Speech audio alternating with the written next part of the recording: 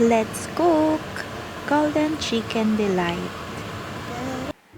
At ito po ang ating mga ingredients. Garlic, onion, bell pepper, saba, banana, carrots, and potatoes. And syempre, hindi mawawala ang ating chicken at ang ating coconut milk and tomato sauce. UFC and kukumama baka naman. So, ito po ay pinagsama-sama ko na po yan prituhin. Piprituhin po muna natin yan hanggang sa ganyan na yung itsura niya. At hahanguin, set aside na muna natin yan. And, after nyan, magkikisa na tayo ng bawang. At kapag medyo brown na ang ating bawang, isunod na po natin ng ating sibuyas. Yes, ang sibuyas po. At kapag medyo luto na yan, ilagay na po natin ng ating manok. At antayin po natin yan mag-brown. Pero habang po natin minimix-mix yan, lagyan po muna natin ng salt para medyo may lasa na siya. So, kapag brown na siya, lagyan na po natin ng tomato sauce. And, mix lang natin. Antayin lang po natin kumulo. Takpan po muna in medium heat.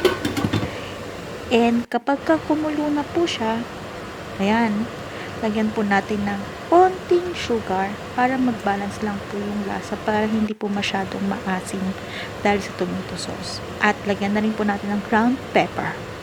Pepper! And yan, pag kumulo-kulo na po yan, maglagay lang po tayo ng fish sauce or salt pa para lang balance lang po yung lasa. And bay leaves. Tas pakukuluan lang po natin yan ng konti. Takpan po muna. And pagka kumulo na, isunod na po natin yung mga prinito natin kanina na ibang ingredients. Yan, pinagsama-sama ko na po yan. Pero wala nang arti-arti. Ayan. And then, pag kumulo na po yan ulit, tatakpan lang natin ng konti. Tapos pag kumulo na po, yan, lagay na po natin ang ating gata or coconut milk. Yan, mix lang natin. Tapos medyo mahina lang po na apoy ha. At takpan po muna natin yan. Tapos antayin po muna natin na kumulo ulit. And tada! Tada! Tada! Tuto na ang ating Golden Chicken Delight. At ayan po makikita nyo na si Inday. Gutom yan. Galing gym. O, kaya hindi pumapayat eh. Yan. Tapos na po.